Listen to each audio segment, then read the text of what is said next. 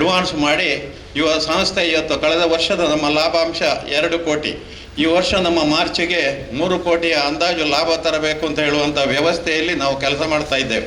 ಈಗಾಗಲೇ ನಿಮಗೆಲ್ಲ ಗೊತ್ತಿದ್ದಾಗೆ ನಿನ್ನೆ ಅಲ್ಲ ಮೊನ್ನೆ 18ನೇ ತಾರೀಕಿನಲ್ಲಿ ಸಹಕಾರಿ ಅವಿಭಜಿತ ದಕ್ಷಿಣ ಕನ್ನಡ ಜಿಲ್ಲೆಯಲ್ಲಿ ಉತ್ತಮ ಸಹಕಾರ ಸಂಘಗಳು ಅಂತ 15 ಸಂಘಗಳನ್ನು ಮಾನ್ಯ ಸಹಕಾರಿ ಮಂತ್ರಿ ರಾಜಣ್ಣ ಅವರು ಗುರುತಿಸಿ ರಾಜೇಂದ್ರ ಕುಮಾರ್ ಅಧ್ಯಕ್ಷತೆಯಲ್ಲಿ ಅದರಲ್ಲಿ ನಮ್ಮ ರಾಮಕೃಷ್ಣ ಕ್ರೆಡಿಟ್ ಕೋಆಪರೇಟಿವ್ ಸೊಸೈಟಿ ಮತ್ತು ನನ್ನ ಆದರ್ಶ ಸೊಸೈಟಿ ಅದರಲ್ಲಿ ಆಯ್ಕೆಗೊಂಡಿರುವಂಥದ್ದು ನಮಗೆಲ್ಲ ಇವತ್ತು ನಿಮ್ಮ ಹತ್ರ ಸಂತೋಷವನ್ನು ಹಂಚಿಕೊಳ್ಳಲಿಕ್ಕೆ ಇಚ್ಛೆ ಮಾಡ್ತಾ ಇದ್ದೇನೆ.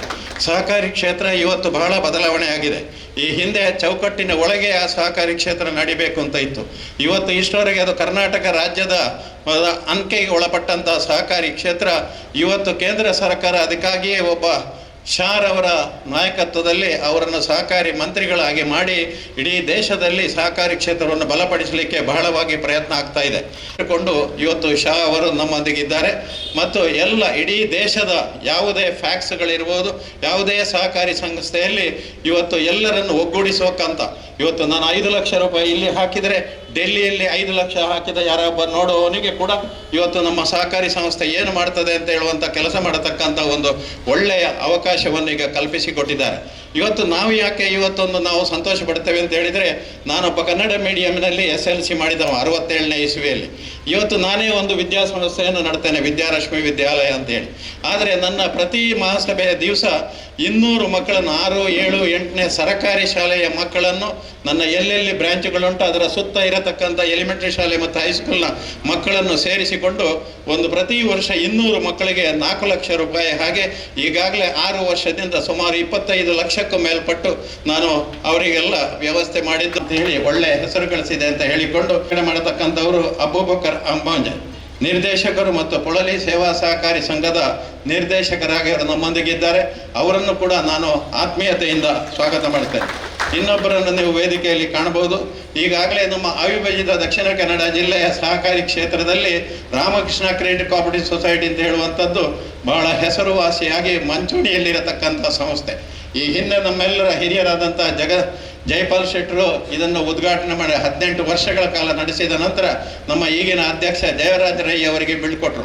ಈಗ 5 ವರ್ಷಗಳಿಂದ ನಮ್ಮ ಜಯರಾಜ ರೈ ಅವರ ನಾಯಕತ್ವದಲ್ಲಿ ಬಹಳ ಸಂತೋಷಪೂರ್ವಕವಾಗಿ ಬಹಳ ಅತ್ಯುತ್ತಮವಾಗಿ ನಮ್ಮ ಸಂಸ್ಥೆ ನಡೆಯುವುದು ಮಾತ್ರ ಅಲ್ಲ, ಈ ವರ್ಷ ನಮ್ಮ ದಕ್ಷಿಣ ಕನ್ನಡ ಜಿಲ್ಲೆಯಲ್ಲಿ 3-4 ಸಹಕಾರಿ ಸಂಘಗಳು ಮಾತ್ರ ಸರ್ಕಾರದ 25% ಡಿವಿಡೆಂಡ್ ಕೊಡುವಂಥದ್ದು.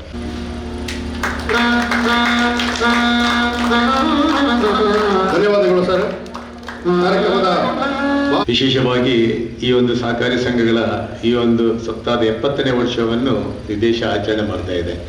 ಎಲ್ಲ ಕಡೆ ಕಳೆದ ಪೂರ್ತಿ ವಾರ ಈ ಒಂದು ಕಾರ್ಯಕ್ರಮಗಳನ್ನು ಮಾಡಿದೆ. ಸಹಕಾರಿ ಸಂಸ್ಥೆಗಳು ಈಗ ದೇಶದಲ್ಲಿ ಬಹಳಷ್ಟು ವೇಗವಾಗಿ ಮುಂದುವರಿತಾ ಇದೆ. ಅದಕ್ಕೋಸ್ಕರ ನಮ್ಮ ನೆಚ್ಚಿನ ಪ್ರಧಾನಿ ಅವರು ಅದಕ್ಕೋಸ್ಕರ ಒಂದು ಅಮಿತ್ ಶಾ ಅವರ ನೇತೃತ್ವದಲ್ಲಿ ಒಂದು ಬೇರೆ ಮಿನಿಸ್ಟ್ರಿಯನ್ನು ಫಾರ್ಮ್ ಮಾಡಿ ಅದಕ್ಕೆ ಬಹಳಷ್ಟು ಸಹಕಾರ ಕೊಡುವಂಥ ವ್ಯವಸ್ಥೆಗಳನ್ನು ಈಗಾಗಲೇ ಪ್ರಾರಂಭ ಮಾಡಿದ್ದಾರೆ. ಒಂದು ಟೈಮಲ್ಲಿ ರಾಷ್ಟ್ರೀಕೃತ ಬ್ಯಾಂಕ್ ಅತ್ಯಂತ ಹೆಚ್ಚು ರಾಷ್ಟ್ರೀಕೃತ ಬ್ಯಾಂಕನ್ನು ದೇಶಕ್ಕೆ ಕೊಟ್ಟಂಥ ಯಾವುದಾದ್ರೂ ಒಂದು ಜಿಲ್ಲೆ ಅಂದರೆ ಅದು ನಮ್ಮ ಜಿಲ್ಲೆ ಅಂತ ನಾವು ಭಾಳಷ್ಟು ಹೆಮ್ಮೆಯಿಂದ ಹೇಳ್ಕೊಳ್ತಾ ಇದ್ದೇವೆ. ಅದು ಕೆನರಾ ಬ್ಯಾಂಕ್ ಇರಲಿ, ಕಾರ್ಪೊರೇಷನ್ ಬ್ಯಾಂಕ್ ಇರಲಿ, ಸಿಂಡಿಕೇಟ್ ಬ್ಯಾಂಕ್ ಇರಲಿ, ವಿಜಯ ಬ್ಯಾಂಕ್ ಇರಲಿ, ಹಾಗೂ ಈಗಿನ ಪ್ರೈವೇಟ್ ಬ್ಯಾಂಕ್ಗಳಿರುವಂಥ ಕರ್ನಾಟಕ ಬ್ಯಾಂಕ್ ಕೂಡ ಆ ಮಟ್ಟಕ್ಕೆ ಬೆಳೆದು ನಿಂತಿದೆ. ಅದರ ಜೊತೆಗೆ ಇದೆಲ್ಲ ನ್ಯಾಷನಲೈಸ್ ಆದ ಸಂದರ್ಭದಲ್ಲಿ ಈ ಸಹಕಾರಿ ಸಂಸ್ಥೆಗಳು ಭಾಳಷ್ಟು ವೇಗ ಪಡ್ಕೊಂಡು ಬ್ಯಾಂಕಿಂಗ್ ವ್ಯವಸ್ಥೆಯಲ್ಲಿ ನಾನು ಕಂಡುಕೊಂಡಾಗ, ಯಾಕೆಂದರೆ ನಾನು ಒಬ್ಬ ಕೃಷಿಕ, ಜೊತೆಯಾಗಿ ನಾನು ಒಬ್ಬ ವ್ಯಾಪಾರಸ್ಥ. ಬ್ಯಾಂಕಿಂಗ್ ವ್ಯವಸ್ಥೆಯಲ್ಲಿ ಅವುಗಳ ನಂಬಿಕೆಯಲ್ಲಿ ವ್ಯವಸ್ಥೆ ನಡಿಬೇಕು. ಈಗಿನ ಎಲ್ಲ ರಾಷ್ಟ್ರೀಕೃತ ಬ್ಯಾಂಕಲ್ಲಿ ಏನಾಗಿದೆ ಅಂತ ಹೇಳಿದರೆ ಎಲ್ಲವರು ಡಾಕ್ಯುಮೆಂಟಲ್ಲಿ ಹೋಗ್ತಾರೆ, ಆದರೆ ಈ ಸಹಕಾರಿ ಸಂಸ್ಥೆಗಳು ಮನುಷ್ಯನ ಸಂಬಂಧದ ಮೇಲೆ ಹೋಗ್ತದೆ. ಅದರಿಂದ ಬಹಳಷ್ಟು ದೊಡ್ಡ ಕೆಲಸ ಈ ಸಹಕಾರಿ ಸಂಸ್ಥೆಗಳಿಂದ ನಡೀತದೆ.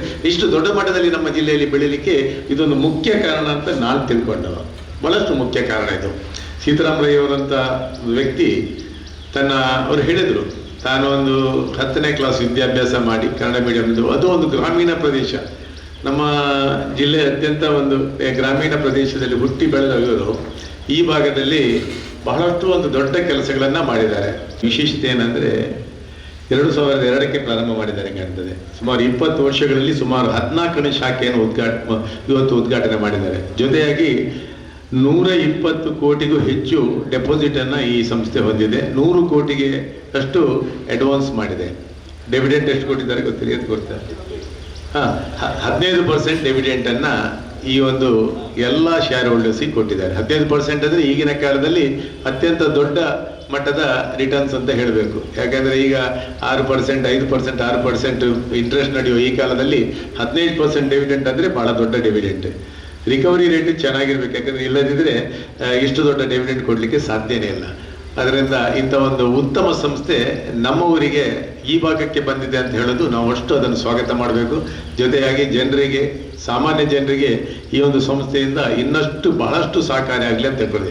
ಈ ಸಂಸ್ಥೆ ಬರೇ ಒಂದು ಬ್ಯಾಂಕಿಂಗ್ ವ್ಯವಸ್ಥೆ ಮಾತ್ರ ನಡೀತಾ ಇಲ್ಲ, ಅದರಲ್ಲಿ ಸಿಕ್ಕಿದ ಲಾಭಾಂಶದಲ್ಲಿ ಸ್ಟೂಡೆಂಟ್ಸ್ಗಳಿಗೆ 6ನೇ 7ನೇ 8ನೇ ಭಾಗದ ವಿದ್ಯಾರ್ಥಿಗಳಿಗೆ ಕಳೆದ 5-6 ವರ್ಷಗಳಿಂದ ಸುಮಾರು 25 ಲಕ್ಷದಷ್ಟು ದುಡ್ಡನ್ನು ಅವರಿಗೆ ಸಹಕಾರ ಕೊಟ್ಟಿದೆ ವಿದ್ಯಾಭ್ಯಾಸಕ್ಕೋಸ್ಕರ. ಅದರಿಂದ ಖಂಡಿತವಾಗಲೂ ಇದು ಸಮಾಜಮುಖಿಯಾಗಿ ಕೆಲಸ ಮಾಡಿಕೊಡುವಂಥ ಈ ಸಂಸ್ಥೆ ಇದು ಇನ್ನಷ್ಟು ದೊಡ್ಡ ಬೆಳೆದಷ್ಟು ಜನರಿಗೆ ಸಹಕಾರ ಆಗಲಿದೆ.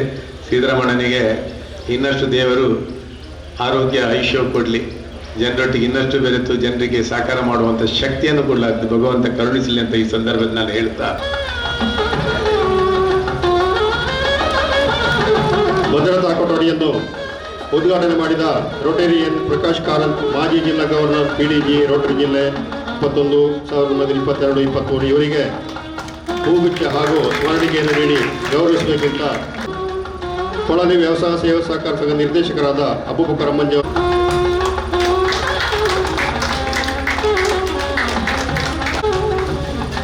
ಬಹುಶಃ ಗ್ರಾಮೀಣ ಪ್ರದೇಶದಲ್ಲಿ ಹುಟ್ಟಿಕೊಂಡಿರತಕ್ಕಂತಹ ಈ ಒಂದು ಆದರ್ಶ ಸಂಸ್ಥೆ ಇವತ್ತು ಅತ್ಯಂತ ಯಶಸ್ವಿಯಾಗಿ ನಮ್ಮ ಜಿಲ್ಲೆಯಲ್ಲಿ ಒಂದು ವಿಶಿಷ್ಟ ಛಾಪನ್ನು ಮೂಡಿಸಿಕೊಂಡು 15%ಕ್ಕೂ ಹೆಚ್ಚು ಡಿವಿಡೆಂಟ್ಗಳನ್ನು ಕೊಟ್ಟು, ಯಾಕೆಂತ ಹೇಳಿದ್ರೆ ಡಿವಿಡೆಂಟ್ ಕೊಡೋದ್ರಲ್ಲಿ ಆ ಸಂಸ್ಥೆ ಹೇಗೆ ಕೆಲಸ ಮಾಡ್ತಾ ಇದೆ ಅನ್ನತಕ್ಕಂಥದ್ದು ನಮಗೆ ಅರ್ಥ ಆಗ್ತದೆ. ಇವತ್ತು BC ರೋಡಿನಲ್ಲಿ ಪಾದಾರ್ಪಣೆ ಮಾಡ್ತಾ ಇದೆ. ಇದರ ಸೂತ್ರಧಾರರು ನನ್ನ ಗುರುಗಳು ಅಂತಲೂ ಹೇಳಿದ ತಪ್ಪಾಗಲಿಕ್ಕಿಲ್ಲ, ಸಹಕಾರತ್ರ ಸವಣೂರು ಸೀತಾರಾಮರಾಯಗಳು, ಎಲ್ಲ ನಿರ್ದೇಶಕ ವೃಂದದವರು ಬಂದಿದ್ದಾರೆ. ಅದೇ ರೀತಿ ಎಲ್ಲ ಸಿಬ್ಬಂದಿ ವರ್ಗದವರಿಗೂ ಈ ಸಂದರ್ಭದಲ್ಲಿ ಹೃತ್ಪೂರ್ವಕ ಅಭಿನಂದನೆಗಳನ್ನ ಮೊದಲು ಸಲ್ಲಿಸ್ತಾ ಇದ್ದೇನೆ. ಬಂಧುಗಳೇ, ಈ ಸಹಕಾರಿ ಸಂಸ್ಥೆಗಳಿಗೆ ಗ್ರಾಮೀಣ ಭಾಗದ ಜನರು ಇರ್ಬೋದು ಅಥವಾ ಜನರಿಗೆ ಇರ್ಬೋದು ಅಪಾರವಾದ ಕೊಡುಗೆಯನ್ನು ಈ ಸಹಕಾರಿ ಸಂಸ್ಥೆಗಳು ಇವತ್ತು ನೀಡಿರ್ತದೆ. ಅದರ ಒಟ್ಟಿಗೆ ನಮ್ಮ ಗ್ರಾಮಾಂತರ ಜನರ ಒಂದು ಸ್ವಾಭಿಮಾನಿ ಬದುಕನ್ನ ಕಟ್ಟುವ ನಿಟ್ಟಿನಲ್ಲಿ ಅವರ ಕೊಡುಗೆ ಬಹಳ ಮಹತ್ವದ್ದು. ಅದೇ ರೀತಿ ನಮ್ಮಂತಹ ರೈತರಿಗೆ ಕೂಡ ಇವತ್ತು ಅವರ ಕೊಡುಗೆ ದೊಡ್ಡದಿದೆ. ನಮ್ಮ ಗ್ರಾಹಕರ ಮನೆ ಬಾಗಿಲಿಗೆ ಇವತ್ತು ಒಂದು ಸಹಾಯ ಹಸ್ತ ನೀಡುವುದಿದ್ರೆ ಇವತ್ತು ಸಹಕಾರಿ ಸಂಘಗಳು. ಯಾಕೆಂತ ಹೇಳಿದ್ರೆ ಪ್ರೈವೇಟ್ ಬ್ಯಾಂಕ್ಗಳು ಹೋದ ಮೇಲೆ ಇವತ್ತು ಅದೆಲ್ಲ ಗಗನ ಕುಸುಮ. ಈ ಒಂದು ಮಧ್ಯದ ಒಂದು ಸ್ಥಿತಿಯನ್ನ ಇವತ್ತು ತುಂಬುತ್ತಾ ಇದೆ ಸಹಕಾರಿ ಸಂಸ್ಥೆಗಳು. ಆದ್ರಿಂದ ಈ ಸಹಕಾರಿ ಸಂಸ್ಥೆಗಳು ನಮ್ಮ ದೇಶದ ಒಂದು ಆರ್ಥಿಕ ಕೊಡುಗೆಗೆ ಒಂದು ಅನನ್ಯವಾದಂತಹ ಕೊಡುಗೆಯನ್ನ ಇವತ್ತು ಸಲ್ಲಿಸಿದೆ. ಅದೇ ರೀತಿ ಆದರೆ ಒಂದು ದುರಂತ ಏನು ಅಂತ ಹೇಳಿದ್ರೆ ಇವತ್ತು ನಮ್ಮ ಬ್ಯಾಂಕ್ಗಳು, ಸಾರ್ವಜನಿಕ ಬ್ಯಾಂಕ್ಗಳು, ಸರ್ಕಾರಿ ಬ್ಯಾಂಕ್ಗಳು ಇವತ್ತು ಶ್ರೀಮಂತರ ಅನುಕೂಲಶಾಹಿ ವ್ಯವಸ್ಥೆಯಾಗಿ ಇವತ್ತು ಕಾಣ್ತಾ ಇದೆ. ಯಾಕೆ ಅಂತ ಹೇಳಿದ್ರೆ ಎಷ್ಟೋ ಜನ ಬ್ಯಾಂಕ್ನ ನನ್ನ ಸ್ನೇಹಿತರು ಇದ್ದಾರೆ, ಅಲ್ಲೆಲ್ಲ ಏನು ಅಂತ ಹೇಳಿದ್ರೆ ನಮಗೆ 1-2 ಲಕ್ಷದ ವ್ಯವಹಾರ ಸುಮ್ಮನೆ ನಾವು 2 ಕೋಟಿ 4 ಕೋಟಿ 10 ಕೋಟಿ ಅವರ ವ್ಯವಹಾರ ಮಾಡೋದು ಒಂದೇ ಕೆಲಸ, ಒಂದೇ ಡಾಕ್ಯುಮೆಂಟೇಶನ್ ಒಂದೇ. ಅವರನ್ನ ಒಂದು 50 ಜನರನ್ನ ನಾವು ನೋಡಿಕೊಂಡ್ರೆ ಸಾಕು. ಈ ಸಾಮಾನ್ಯ ಒಂದು 200-300 ಜನರನ್ನ ನೋಡಿಕೊಳ್ಳೋದು ಕಷ್ಟ ಅಂತ. ಆದ್ರಿಂದ ಅವರಿಗೆ ಬಹಳ ಇವತ್ತು ಮಹತ್ವ ಇದೆ. ಅದರ ಒಳಗೆ ಇವತ್ತು ಒಂದು ಅದು ಟಾರ್ಗೆಟ್ ಮಾಡ್ಲಿಕ್ಕೂ ಕೂಡ ಸುಲಭ. ಇವತ್ತು ಯಾವುದೇ ಒಂದು ಪ್ರಮೋಷನ್ ಇವತ್ತು ಟಾರ್ಗೆಟ್ ಮುಖಾಂತರ ಹೋಗ್ತಾ ಇದೆ. ಅದಲ್ಲದೆ ಹೊರ ರಾಜ್ಯಗಳ ಸಿಬ್ಬಂದಿ ಇವತ್ತು ನಾವು ಕಾಣ್ತಾ ಇದ್ದೇವೆ. ಅದರೊಟ್ಟಿಗೆ ಮುಲಾಜಿಲ್ಲದ ಮಾತುಗಳು ಈ ಸರ್ಕಾರಿ ಬ್ಯಾಂಕ್ಗಳದ್ದು. ಅದರ ಮೇಲೆ ಅಮಾನವೀಯವಾದಂತಹ ವರ್ತನೆ. ಯಾಕೆಂತ ಹೇಳಿದ್ರೆ ಒಂದು ಲೋನಿಗೆ ಹೋದ್ರೆ ಅವರು ಒಂದೊಂದೇ ಪೇಪರ್ ಹೇಳಿಕೊಂಡು 3 ತಿಂಗಳು ಅವನ ಒಂದು ಇಡೀ ಚಪ್ಪಲು ಸವಿಬೇಕು ಅಲ್ಲಿ ಒಂದು ಲೋನ್ ವ್ಯವಸ್ಥೆಯನ್ನ ಅವನು ಕಾಣುವಾಗ. ಅದೇ ರೀತಿ ಅವರ ಟ್ರಾನ್ಸ್ಫರ್ ಕಾರ್ಯಕ್ರಮ. ಯಾಕೆಂತ ಹೇಳಿದ್ರೆ ಅಲ್ಲೇ ಇದ್ರೆ ಅವ್ರೇನಾದ್ರೂ ಮೋಸ ಮಾಡಿ ಬಿಡ್ತಾರಂತ. ಯಾಕೆಂತ ಹೇಳಿದ್ರೆ ಅವರ ಮೇಲಿನ ಒಂದು ಆಫೀಸರ್ ದಿನನಿತ್ಯ ನೋಡಿದ್ರೆ ಎಲ್ಲಿ ಮೋಸ ಆಗ್ತದೆ. ಬಹುಶಃ ಅದರಿಂದ ಇವತ್ತು ಆ ಟ್ರಾನ್ಸ್ಫರ್ ಕಾರ್ಯಕ್ರಮ ಸ್ವಲ್ಪ ಪರಿಚಯ ಆಗುವಾಗ ಮತ್ತೆ ಅವ್ರಿಗೂ ಬೇರೆ ಕಡೆ ಹೋಗಿರ್ತಾರೆ.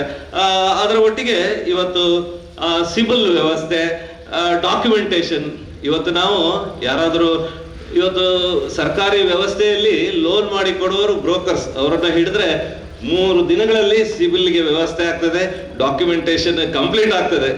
ಆದ್ರೆ ನಮ್ಮಂತವರಿಗೆ ಒಂದು ಏನು ತಿಳಿಯದ ಅನಕ್ಷರಸ್ಥರಿಗೆ ಅಥವಾ ಗ್ರಾಮಾಂತರ ಪ್ರದೇಶದವರಿಗೆ ಇದು ಬಹಳ ಕಷ್ಟ. ಇಂತಹ ಒಂದು ಪರಿಸ್ಥಿತಿಯಲ್ಲಿ ಈ ಸಹಕಾರಿ ಬ್ಯಾಂಕ್ಗಳಿರ್ಬೋದು ಅಥವಾ ಧರ್ಮಸ್ಥಳ ಗ್ರಾಮಾಭಿವೃದ್ಧಿ ಯೋಜನೆಯಂತಹ ಒಂದು ಸಂಸ್ಥೆಗಳಿರ್ಬೋದು, ಒಬ್ಬ ಸಾಮಾನ್ಯ ಜನರಿಗೆ ಅಥವಾ ಒಂದು ಡಾಕ್ಯುಮೆಂಟೇಶನ್ ವ್ಯವಸ್ಥೆಯನ್ನ ಕಷ್ಟ ಮಾಡಿಕೊಡುವಲ್ಲಿ ಹೊಂದುವವರಿಗೆ ಇವತ್ತು ಒಂದು ಅನುಕೂಲಕರವಾದಂತಹ ಒಂದು ವ್ಯವಸ್ಥೆಯನ್ನ ಇವತ್ತು ಈ ಸರ್ಕಾರಿ ಸಂಸ್ಥೆಗಳು ಹಮ್ಮಿಕೊಂಡಿದೆ. ಅದರ ಒಟ್ಟಿಗೆ ಈ ಸಂದರ್ಭದಲ್ಲಿ ನಾನೊಂದು ಹೇಳೋದೇನು ಅಂತ ಹೇಳಿದ್ರೆ, ಈ ಬ್ಯಾಂಕ್ ನೌಕರರ ಬಡ್ತಿ ಅಥವಾ ಅವರ ಒಂದು ಪ್ರಮೋಷನ್ ಅದು ಅವರ ಒಟ್ಟು ವ್ಯವಹಾರಕ್ಕೆ ಸೀಮಿತ ಆಗಿರಬಾರ್ದು. ಎಷ್ಟು ಜನರಿಗೆ ಮಾಡಿದ್ದಾರೆ ಅದು ಕೂಡ ಅಲ್ಲಿ ಒಂದು ಕ್ರೈಟೀರಿಯಾ ಆಗಬೇಕು. ಶ್ರೀ ಕೆ ಸೀತಾರಾಮರಾಯ ಸವಣೂರು ಅವರಿಗೆ ಪ್ರತ್ಯೇಕವಾಗಿ ನನ್ನ ಅಭಿನಂದನೆಗಳು. ಯಾಕೆಂತೇಳಿದರೆ ಸಮಾಜಕ್ಕೆ ಪ್ರತಿಯೊಬ್ಬನು ದೇಣಿಗೆಯನ್ನು ನೀಡುವುದು ನಮ್ಮದು ಕರ್ತವ್ಯ. ಸಮಾಜದಿಂದ ನಾವು ಹಲವಾರು ಆಶೀರ್ವಾದಗಳನ್ನು ಪಡೆಯುತ್ತೇವೆ. ಈ ಭೂಮಿಯಲ್ಲಿ ನಾವು ಇರುವಾಗ ಕೇವಲ ಆಶೀರ್ವಾದವನ್ನು ಪಡೆಯುವುದು ಮಾತ್ರ ಅಲ್ಲ, ನಾವೊಂದು ಸಮಾಜಕ್ಕೆ ಆಶೀರ್ವಾದ ಆಗಿರಬೇಕು. ಆ ದೃಷ್ಟಿಯಲ್ಲಿ ನಮ್ಮ ಹಿರಿಯರಾದ ಶ್ರೀ ಕೆ ಸೀತಾರಾಮರಾಯ ಸವಣೂರು ಅವರ ಸೇವೆಯನ್ನು ಆದರ್ಶ ವಿವಿಧೋದ್ದೇಶ ಸಹಕಾರ ಸಂಘದ ಮೂಲಕ ನಮ್ಮ BC ರೋಡು ವಲಯಕ್ಕೆ ಒಂದು ಸಂಸ್ಥೆಯನ್ನು ಅವರು ಆರಂಭಿಸಿದ್ದಾರೆ. ದೇವರು ಈ ಸಂಸ್ಥೆಯನ್ನು ಆಶೀರ್ವದಿಸಲೆಂದು ನಾನು ಪ್ರಾರ್ಥಿಸಿ ನನ್ನೆರಡು ಮಾತುಗಳನ್ನು ಕೊನೆಗೊಳಿಸುತ್ತೇನೆ. ನಿರ್ದೇಶಕರನ್ನು ನಾವು ಉದಾಹರಣೆ ತಗೊಳ್ಬಹುದು. ನಾನು ಕೂಡ ಹಾಗೆ ಆಗ ರಾಜೇಶ್ ನಾಯ್ಕರು ಭಾಳ ಗಡಿಬಿಡಿಯಲ್ಲಿ ಅಲ್ಲಿಂದಲೇ ನಾನು ಹೋಗಿಬಿಡ್ತೇನೆ, ಲೇಟ್ ಆಗ್ತದೆ ಹೇಳ್ಕೊಂಡು ಬಂದು ಅವ್ರ ಮಗ ನಾನು ಸ್ವಾಗತ ಭಾಷಣ ಕೆಲವೊಂದು ಹೇಳಿಲ್ಲ. ಈಗ BC ರೋಡ್ನಲ್ಲಿ ನಾವು ಶಾಖೆ ಮಾಡಿದ್ದೇವೆ.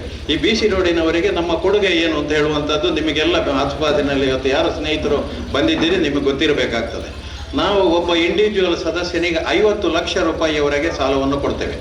50 ಲಕ್ಷ, ಅದು ಜ್ಯುವೆಲ್ ಲೋನನ್ನು ಬಿಟ್ಟು.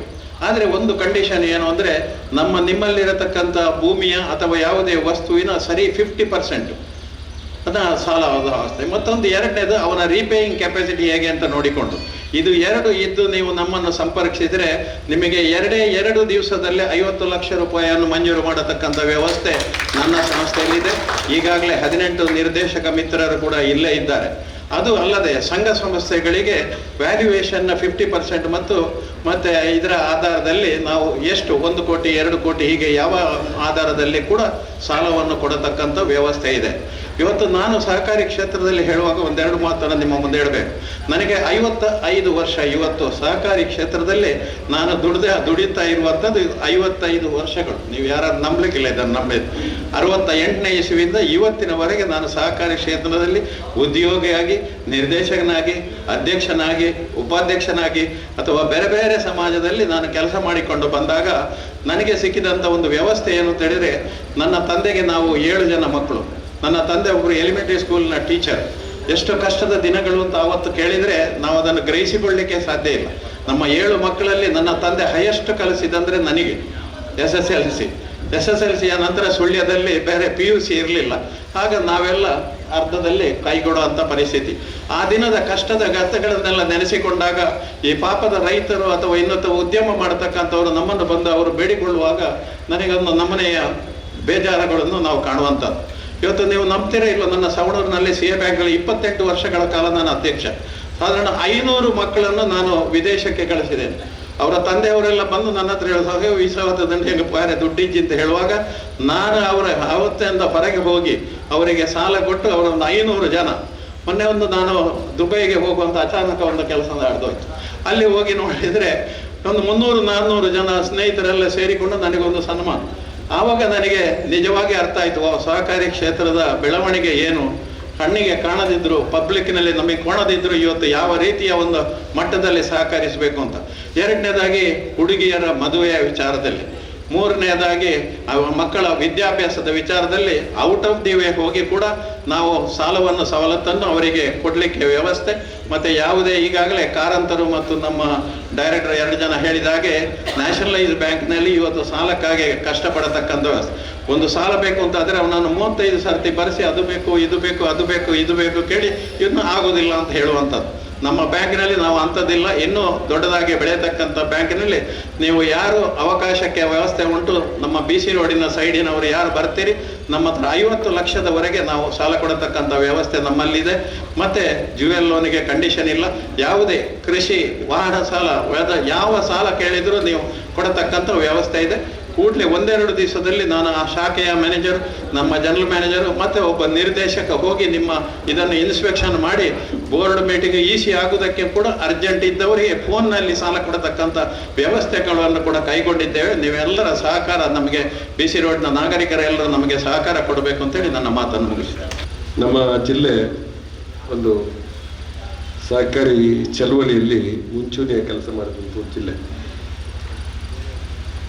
ಆದರ್ಶವಾಗಿ ಸಹಕಾರಿ ಕ್ಷೇತ್ರ ಬೆಳೆದಿರ್ತಕ್ಕಂಥ ಒಂದು ಜಿಲ್ಲೆ, ಸಹಕಾರಿ ಚಳುವಳಿ ಬಲಿಷ್ಠವಾಗಿರ್ತಕ್ಕಂಥ ಜಿಲ್ಲೆ. ಇವತ್ತು ಸಾಮಾಜಿಕ ಬದುಕಿನಲ್ಲಿ ಬಹಳಷ್ಟು ಮಂದಿ ರಾಜಕೀಯವಾಗಿ ಮುಂದಕ್ಕೆ ಬರಬೇಕಾದ್ರೆ ಅದು ಸಹಕಾರಿ ಕ್ಷೇತ್ರ ಮೂಲಕ ಬಂದವರೇ. ಸಿದ್ದರಾಮಯ್ಯವರು PLD ಬ್ಯಾಂಕ್ನಲ್ಲಿ ಅಧ್ಯಕ್ಷರಾಗಿ ಕೆಲಸ ಮಾಡಿದರು. ನಾನು ಒಂದು 6 ವರ್ಷ PLD ಬ್ಯಾಂಕಲ್ಲಿ ಕೆಲಸ ಮಾಡಿದ್ದೇನೆ ಅಧ್ಯಕ್ಷನಾಗಿ. ಆವಾಗ 6 ವರ್ಷ ಮಾತ್ರ ಅಧ್ಯಕ್ಷ ಇರಬೇಕು, ಮತ್ತೆ 6 ವರ್ಷ ನಂತರ ಇರಬಾರ್ದು ಅಂತ ಇತ್ತು ಅಲ್ವಾ ಸಿದ್ದರಾಮಯ್ಯಗೆ.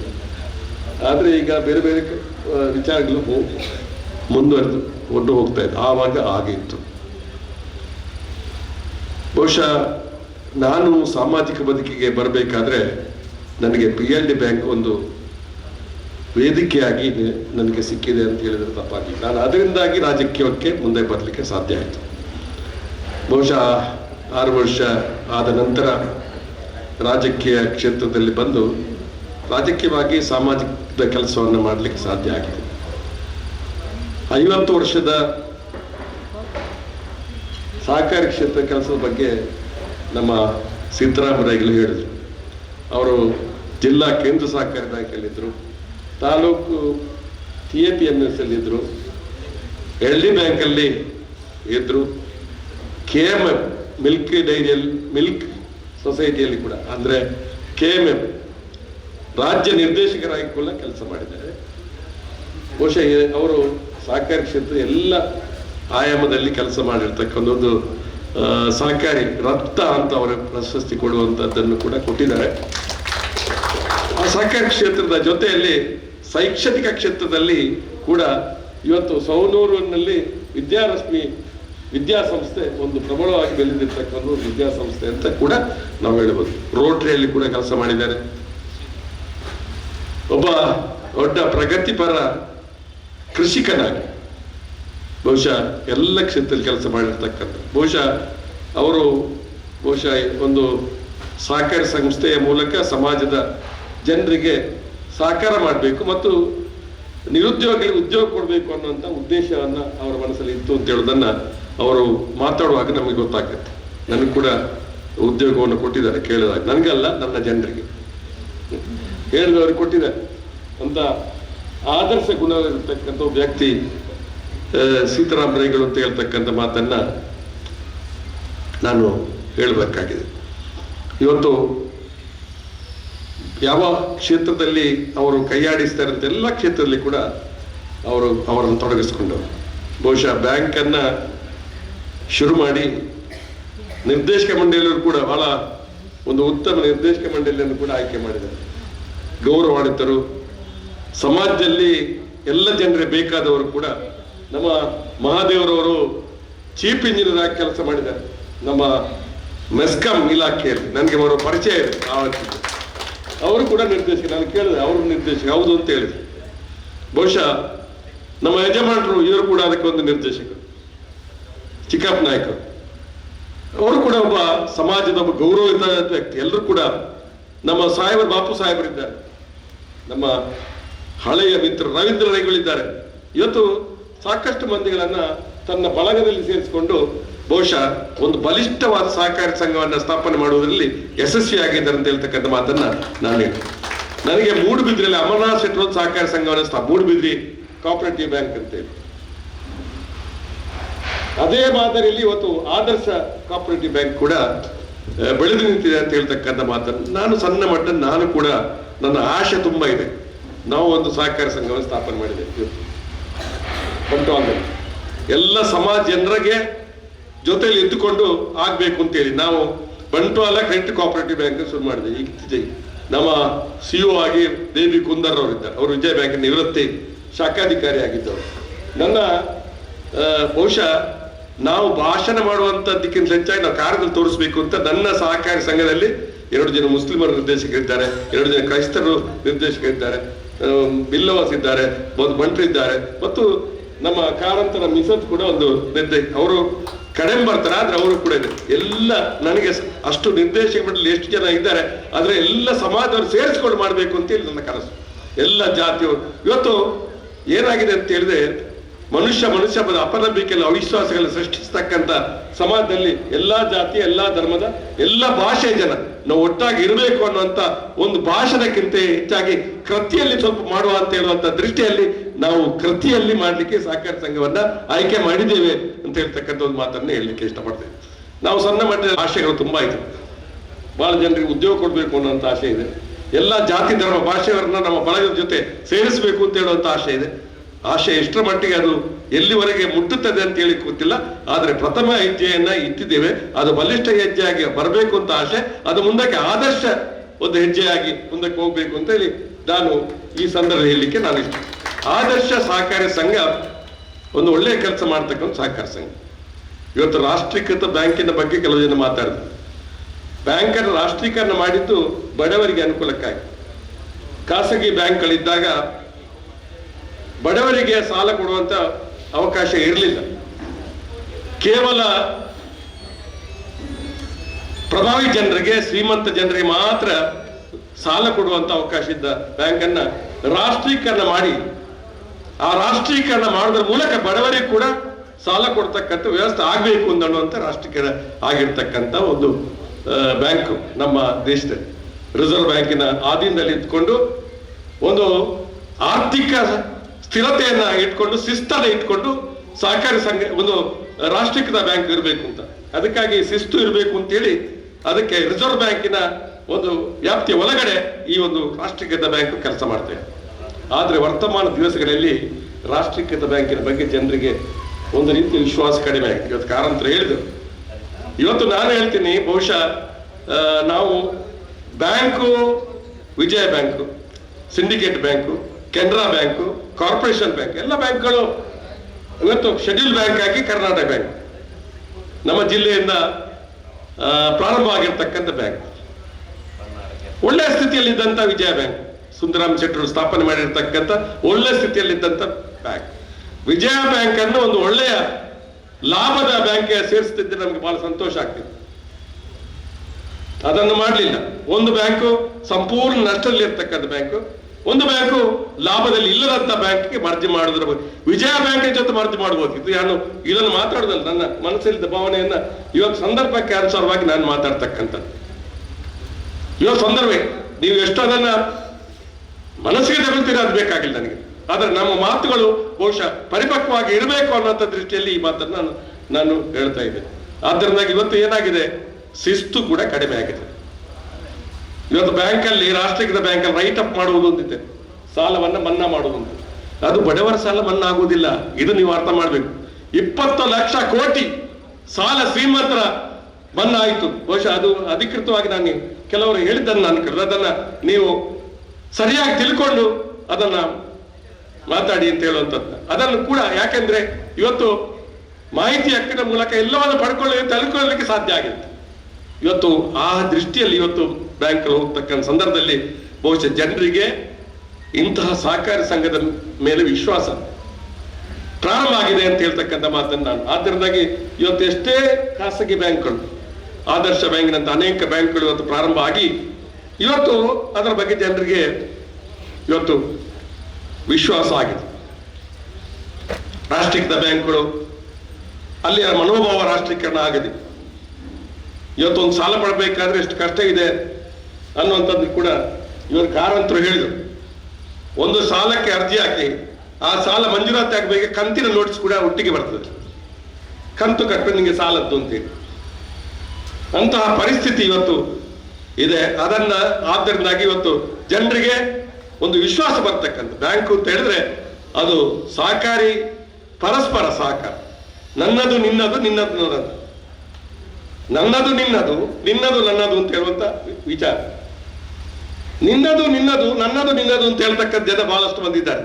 ಆದ್ರೆ ನನ್ನದು ನನ್ನದು, ನಿನ್ನದು ನನ್ನದು ಅಂತ ಹೇಳ್ತಕ್ಕಂಥ ಮನೋಭಾವಕ್ಕೆ ನಾವು ಯಾವತ್ತೂ ಕೂಡ ಇಷ್ಟಪಡಬಾರದು ಅಂತ ಹೇಳ್ತಕ್ಕಂಥ ಮಾತನ್ನು ನಾನು ಈ ಸಂದರ್ಭದಲ್ಲಿ, ನನ್ನದು ನನ್ನದು, ನಿನ್ನದು ನನ್ನದು ಅಂತ ಹೇಳ್ತಕ್ಕಂಥ ಭಾವನೆಗಳು ಇರಬಾರ್ದು ಎಲ್ಲರಲ್ಲಿ. ಆದ್ದರಿಂದಾಗಿ ಇವತ್ತು ನಾವು ವಿಚಾರವಂತರು, ವಿದ್ಯಾವಂತರು, ಬುದ್ಧಿವಂತರು, ಸಮಾಜದ ಸಾಮಾಜಿಕ ವ್ಯವಸ್ಥೆಯನ್ನ ನಾವು ತಿಳುವಳಿಕೆ ಮಾಡಿಕೊಂಡು ಅದನ್ನ ತಿಳ್ಕೊಂಡು ಜೀರ್ಣಿಸಿಕೊಳ್ಳುವಂತಹ ಶಕ್ತಿ ನಮಗೆ ಖಂಡಿತ ಇದೆ. ಆದ್ದರಿಂದಾಗಿ ನಾನು ಒಂದು ಮಾತನ್ನು ಹೇಳ್ತಕ್ಕಂಥದ್ದು, ಸಮಾಜ ಏನಾಗ್ತದೆ ಇವತ್ತು, ಇಲ್ಲಿಯ ಆರ್ಥಿಕ ಸ್ಥಿತಿಗತಿ ಏನು, ಇವತ್ತು ಬ್ಯಾಂಕ್ಗಳು, ರಾಷ್ಟ್ರೀಕೃತ ಬ್ಯಾಂಕ್ಗಳ ಪರಿಸ್ಥಿತಿ ಏನು ಅನ್ನೋದನ್ನು ನಾವು ನಾಗರಿಕರು, ಗ್ರಾಹಕರು ಎಲ್ಲರೂ ಕೂಡ ಅದನ್ನು ತಿಳ್ಕೊಳ್ಬೇಕಾದ್ದು ಕೂಡ ನಮ್ಮ ಹಕ್ಕು ಮತ್ತು ಕರ್ತವ್ಯ ಅಂತ ಹೇಳ್ತಕ್ಕಂಥ ಮಾತನ್ನು ಕೂಡ ನಾನು ಈ ಸಂದರ್ಭದಲ್ಲಿ ಹೇಳಲಿಕ್ಕೆ ನಾನು ಇಷ್ಟಪಡ್ತಾ ಇದ್ದೇನೆ. ಸಂತೋಷ ಇದೆ, ನಿಮ್ಮ ಎದುರುಗಡೆ PLD ಬ್ಯಾಂಕಿನ ಕಟ್ಟಡ ಇದೆ. ನಾನು ಅಧ್ಯಕ್ಷನಾಗಿದ್ದಾಗ ಆ ಬ್ಯಾಂಕ್ ಕಟ್ಟಡ ಆಗಿದೆ ಅಂತ ಹೇಳಿ ನನಗೆ ಸಂತೋಷ ಇದೆ. ಮಾತ್ರ ಅಲ್ಲ, ಅದು DCC ಬ್ಯಾಂಕಿನ ಬ್ರಾಂಚ್ ಇದೆ. ಮೊನ್ನೆವರೆಗೆ ಸ್ಟೇಟ್ ಬ್ಯಾಂಕ್ ಆಫ್ ಇಂಡಿಯಾ ಅದರ ಬ್ರಾಂಚ್ ಇತ್ತು. ಇವತ್ತು ದೇಶದಲ್ಲಿ PLD ಬ್ಯಾಂಕ್ಗಳು ನಷ್ಟದಲ್ಲಿರ್ತಕ್ಕ ಬ್ಯಾಂಕ್ಗಳೇ ಇರುತ್ತೆ.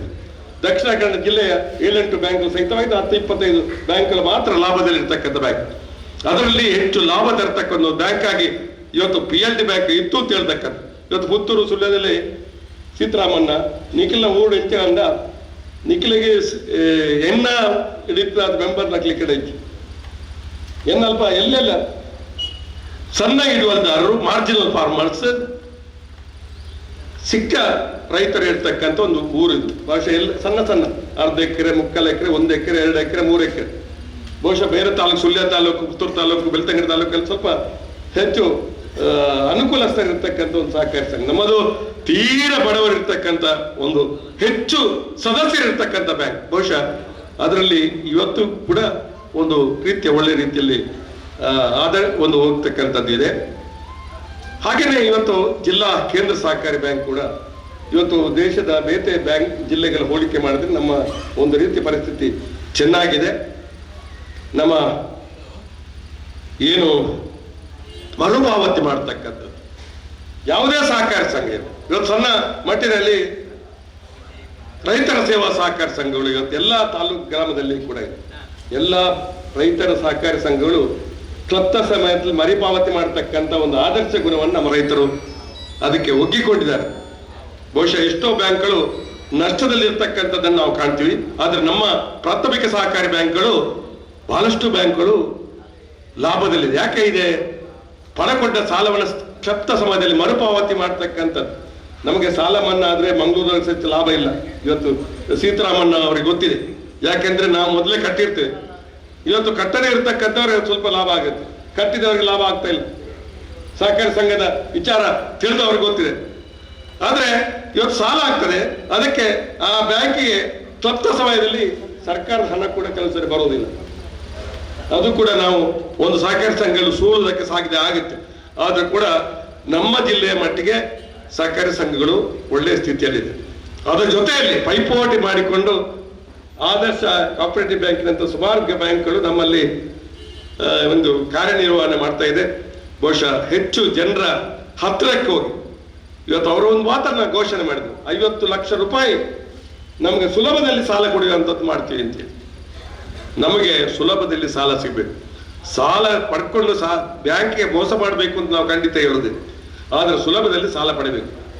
ಇವತ್ತು ಮೋಸ ಮಾಡಿದವರು ದೇಶವನ್ನು ಬಿಟ್ಟು ಹೊರ ದೇಶಕ್ಕೆ ಹೋಗ್ತಾರೆ. ಆದ್ರೆ ಪ್ರಾಮಾಣಿಕರು ನಮ್ಮ ಊರಲ್ಲಿ ಇದ್ದುಕೊಂಡು ಪ್ರಾಮಾಣಿಕತೆಗೆ ಬೇಕಾದ ತಮ್ಮ ಜೀವನ ಏನಾದರೂ ಕಷ್ಟ ಬಂದರೆ ಪ್ರಾಣ ಕಳ್ಕೊಳ್ಳುವಂಥ ಸ್ಥಿತಿ ಕೂಡ ನಮ್ಮ ದೇಶದಲ್ಲಿ ಇದೆ ಅನ್ನುವಂಥದ್ದು ಕೂಡ ನಾವು ಈ ಸಹಕಾರಿ ಚಳುವಳಿಯ ಹಿತದೃಷ್ಟಿಯಲ್ಲಿ ನಾವು ಚರ್ಚೆ ಮಾಡಬೇಕಾಗಿದೆ.